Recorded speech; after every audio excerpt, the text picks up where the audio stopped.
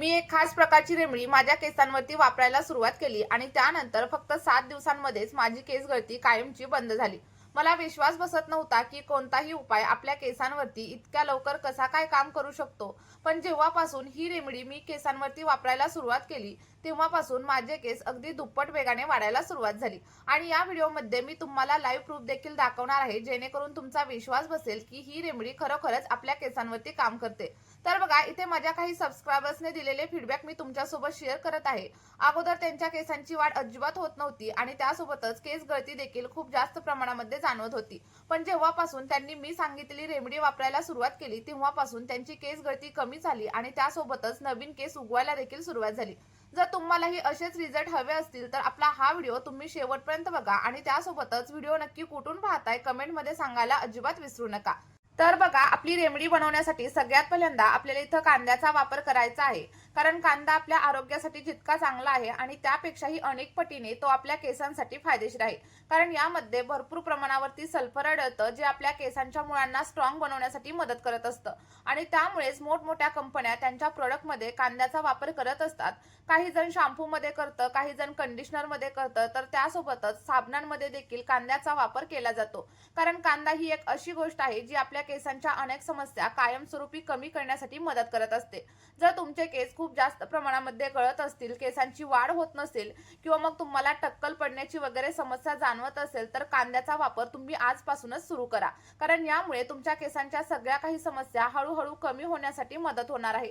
बघा, सोबतच तुमचे केस अगदी दाट होतील आणि मजबूत बनण्यासाठी देखील हेल्प होईल. त्यामुळे मी सांगितलेल्या पद्धतीने तुम्ही कांदा तुमच्या केसांवरती एकदा तरी नक्की वापरून बघा. आणि त्यासाठी तुम्हाला आपला हा व्हिडिओ शेवटपर्यंत पाहणं खूप जास्त गरजेचं आहे. आणि अजूनही तुम्ही आपल्या चॅनलला सबस्क्राईब केलं नसेल तर लगेचच चॅनलला सबस्क्राईब करा. सोबतच व्हिडिओला एक लाईक करा आणि तुम्ही आपला हा व्हिडिओ नक्की कुठून पाहताय कमेंटमध्ये सांगायला अजिबात विसरू नका. तर बघा, तुम्हाला एक मध्यम आकाराचा कांदा घ्यायचा आहे आणि तो सालीसकट कापून घ्यायचा आहे. कारण बघा, कांद्यापेक्षाही जास्त सल्फर हे कांद्याच्या सालीमध्ये असतं. त्यामुळे तुम्हाला कांद्याची साल फेकून वगैरे द्यायची नाहीये, तर त्याचा देखील वापर आपल्याला या रेमेडीमध्ये करायचा आहे. त्यानंतर आपल्याला एक स्टीलचं भांडं घ्यायचं आहे. लक्षात ठेवा, तुम्हाला जाड बुडाचं आणि स्टीलच्या भांड्याचाच वापर इथं करायचा आहे. आणि या भांड्यामध्ये साधारणतः 1 ग्लास एवढं फिल्टर केलेलं पाणी ऍड करायचे. जर तुमच्याकडे फिल्टर केलेलं पाणी नसेल तर स्वच्छ पाण्याचा इथं वापर करा. फक्त बोरिंगच्या पाण्याचा किंवा मग खाऱ्या पाण्याचा वापर इथं अजिबात करू नका.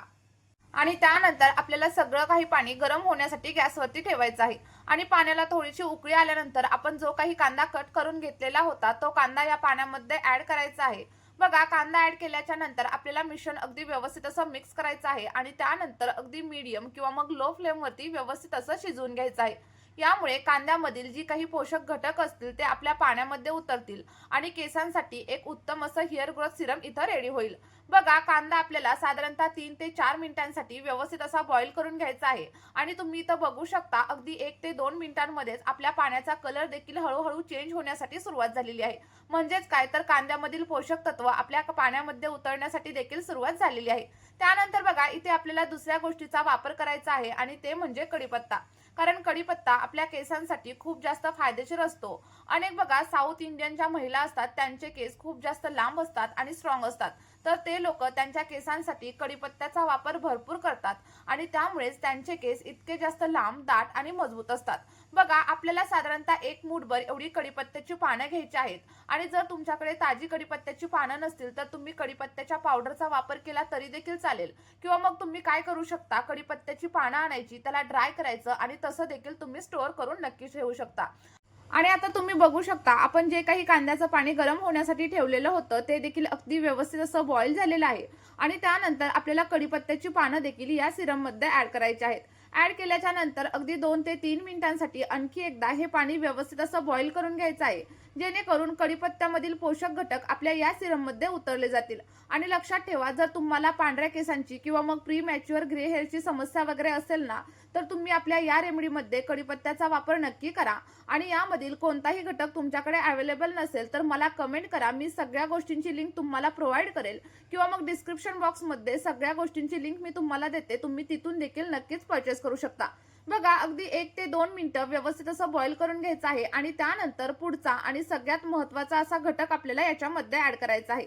बघा, सगळ्यात शेवटी आपण याच्यामध्ये साधारणतः 1 चमचा एवढ्या मेथी दाण्यांचा वापर देखील करणार आहोत. कारण मेथीदाणा आपल्या केसांसाठी खूप जास्त फायदेशीर मानला जातो. जर एखाद्या माणसाला टक्कल पडण्याची वगैरे समस्या जाणवत असेल तर त्या जागेवरती देखील नवीन केस उगवण्यासाठी मेथीदाणा आपल्याला हेल्प करत असतो. यामुळे आपल्या केसांची मुळं अगदी स्ट्रॉंग होतात आणि सोबतच केस गळती देखील कमी होण्यासाठी मदत होत असते. जर तुमचे केस मधूनच तुटत असतील किंवा मग तुम्हाला कोंड्याची वगैरे समस्या असेल तर मेथीदाण्याच्या 1 ते 2 वापरांमुळेच तुमच्या सगळ्या समस्या कायमच्या बंद होण्यासाठी हेल्प होणार आहे. आता तुम्हाला इथं प्रश्न पडला असेल की हे मिश्रण नक्की किती वेळ शिजवायचं? तर बघा, साधारणतः 10 ते 15 मिनिटं व्यवस्थित असं बॉईल करून घेतल्याच्या नंतर आपलं जे काही सिरम आहे ते इथं रेडी होईल. आणि आपलं हे सिरम तयार करताना तुम्हाला घाई वगैरे अजिबात करायची नाहीये. जर तुम्ही घाई वगैरे केली तर तुम्हाला योग्य असे रिझल्ट तुमच्या केसांवरती पाहायला मिळणार नाहीत. कारण बघा, बऱ्याच वेळा लोक सिरम बनवतात, केसांवरती वापरतात देखील, पण त्यांना हवे तसे रिझल्ट भेटत नाहीत. कारण ते मी सांगितलेल्या पद्धतीने सिरम वापरत नाहीत किंवा मग रेडी देखील करत नाहीत. त्यामुळे माझं तुम्हाला एकच सांगणं असतं की मी सांगितलेल्या पद्धतीने सिरम किंवा मग टोनर तयार करा आणि त्यानंतर मी सांगितलेल्या पद्धतीनेच केसांवरती अप्लाय करा. जर तुम्ही असं केलं तर तुम्हाला अगदी 100% तुमच्या केसांवरती रिझल्ट पाहायला मिळतील. बघा, इथं साधारणतः 10 ते 15 मिनिटं झालेली आहेत आणि आपलं सिरम देखील व्यवस्थित असं बॉईल झालेलं आहे. तुम्हाला इथं दिसत असेल पाण्याचा कलर देखील पूर्णपणे चेंज झालाय आणि सोबतच कांदा आणि मेथीदाणा देखील व्यवस्थित शिजलेला आहे. आता आपल्याला गॅसची फ्लेम बंद करायची आहे आणि सगळं काही सिरम थंड होण्यासाठी ठेवायचं आहे. तुम्ही गरम असताना देखील सिरम गाळून घेऊ शकता किंवा मग पूर्णपणे थंड करून त्यानंतर देखील गाळू शकता. बघा, इथं सिरम गरम असतानाच मी गाळून घेतलेला आहे, पण जेव्हा पण हे केसांवरती अप्लाय करायचं तेव्हा पूर्णपणे थंड करायचं आणि त्यानंतरच केसांवरती अप्लाय करायचं. कारण जेव्हा आपण गरम गोष्टींचा वापर आपल्या केसांवरती करत असतो तेव्हा केस अगदी ड्राय होतात, फ्रीझी होतात आणि त्यासोबतच तुम्हाला स्प्लिट एंडची समस्या देखील जाणवायला लागेल. बघा, एका बाउलमध्ये आपण सगळं काही सिरम इथं काढून घेतलेलं आहे आणि हे सिरम तुम्ही असं देखील तुमच्या केसांवरती नक्कीच अप्लाय करू शकता. याचे देखील खूप छान असे रिझल्ट आपल्या केसांवरती मिळत असतात. किंवा मग पुढे मी तुम्हाला यामध्ये आणखी 1 ते 2 गोष्टींचा वापर कसा करायचा ते देखील सांगणार आहे आणि तुम्हाला जी पद्धत योग्य वाटेल ती पद्धत तुम्ही इथं वापरू शकता. बघा, जर तुमचे केस खूप जास्त ड्राय असतील आणि फ्रीझी असतील तर साधारणतः 1 चमचा एवढं कोकोनट ऑइल म्हणजेच नारळाचं तेल देखील आपल्याला या सिरम मध्ये वापरायचं आहे. तुम्हा सगळ्यांना माहीतच असेल की नारळाचं तेल आपल्या केसांसाठी किती जास्त फायदेशीर असतं. यामुळे आपल्या केसांवरती नैसर्गिक चमक येण्यासाठी मदत होते आणि सोबतच जर तुमचे केस वगैरे पांढरे होत असतील ना तर तुम्ही नारळाच्या तेलाचा वापर नक्की करा. यामुळे आपले केस मऊ राहण्यासाठी आणि सोबतच स्कॅल्प हायड्रेट राहण्यासाठी देखील मदत होत असते. बघा, साधारणतः अर्धा चमचा एवढं कोकोनट ऑइल मी सिरम मध्ये ऍड केलेलं आहे आणि इथं कोकोनट ऑइल पूर्णपणे ऑप्शनल आहे. जर तुमचं स्कॅल्प ऑइली वगैरे असेल ना तर तुम्ही कोकोनट ऑइलचा वापर इथं अजिबात करू नका. आता तेल ऍड केल्याच्या नंतर आपल्याला सगळं काही सिरम व्यवस्थित असं मिक्स करून घ्यायचं आहे आणि त्यानंतर तुमचं आयुर्वेदिक असं हेअर ग्रोथ सिरम इथं रेडी झालेलं आहे. आता हे सिरम केसांवरती कशा प्रकारे अप्लाय करायचं हे पाहणं देखील तेवढंच गरजेचं आहे. जर तुमच्याकडे एखादी स्प्रे बॉटल वगैरे असेल तर सिरम स्प्रे बॉटल मध्ये ट्रान्सफर करा आणि त्यानंतर तुमच्या स्कॅल्प वरती आणि केसांच्या लेंथ वरती अप्लाय करा. अप्लाय केल्याच्या नंतर 4 ते 5 मिनिटं हलक्या हाताने मसाज करा आणि त्यानंतर 2 ते 3 तास हे सिरम तुमच्या केसांवरती असंच राहू द्या किंवा मग तुम्ही रात्रभर लावून सकाळी देखील हेअर वॉश नक्कीच करू शकता. आता बघा, हेअर वॉश करण्याची योग्य पद्धत देखील तुम्हाला माहित नसते कारण आपल्यापैकी जवळजवळ 90% लोक हे चुकीच्या पद्धतीने केसांवरती शॅम्पू करतात आणि त्यामुळे देखील त्यांना केसांच्या समस्या जाणवत असतात. तर बघा, शॅम्पू करताना तुम्हाला काय करायचंय, सगळ्यात पहिल्यांदा तुम्ही तुमच्या केसांसाठी जो कोणता शॅम्पू वापरत असाल तो एका सेपरेट बाउल मध्ये किंवा मग एखाद्या भांड्यामध्ये काढून घ्यायचा. इथे मी ट्रेसमीचा शॅम्पू वापरते. तुम्हाला जो कोणता शॅम्पू आवडत असेल किंवा मग जो कोणता शॅम्पू तुमच्या केसांसाठी सूट होत असेल त्या शॅम्पूचा वापर तुम्ही इथं नक्कीच करू शकता. बघा, साधारणतः 1 पाऊच किंवा मग तुमच्या केसांच्या लांबीनुसार इथं शॅम्पूचं प्रमाण तुम्ही कमी किंवा जास्त देखील नक्कीच करू शकता. आता शॅम्पू ऍड केल्याच्या नंतर आपल्याला दुसरी गोष्ट यामध्ये ऍड करायची आहे आणि ते म्हणजे रोज वॉटर. कारण रोज वॉटर देखील आपल्या केसांमधील घाण स्वच्छ करण्यासाठी आणि आपल्या स्कॅल्पला क्लीन करण्यासाठी मदत करत असतं आणि त्यामुळे आपल्याला साधारणतः 1 ते 2 चमचे एवढा रोज वॉटरचा वापर देखील या शॅम्पू मध्ये करायचा आहे. बघा, मी तुम्हाला सांगतेय सेम त्याच पद्धतीने जर तुम्ही तुमच्या केसांवरती शॅम्पू करायला म्हणजेच हेअर वॉश करायला सुरुवात केली तर तुमच्या केसांच्या समस्या अगदी 1 ते 2 महिन्यांमध्ये पूर्णपणे कमी होतील. आता बघा, सगळ्यात शेवटी आपण जे काही सिरम तयार केलेलं होतं ते सिरम देखील याच्यामध्ये ऍड करायचं आहे आता सिरमचं प्रमाण देखील तुमच्या केसांच्या लांबीनुसार तुम्ही कमी किंवा जास्त देखील इथं करू शकता। मी साधारणतः 8 ते 10 चमचे एवढं सिरम याच्यामध्ये ऍड करणार आहे आणि सिरम ऍड केल्याच्या नंतर जर तुम्हाला वाटलं याच्यामध्ये थोडंफार पाण्याची गरज आहे तर तुम्ही साधं पाणी देखील ऍड करू शकता। ऍड केल्याच्या नंतर व्यवस्थित असं मिक्स करून घ्या आणि मिक्स केल्यानंतर या शॅम्पूने तुम्हाला हेअर वॉश करायचं आहे।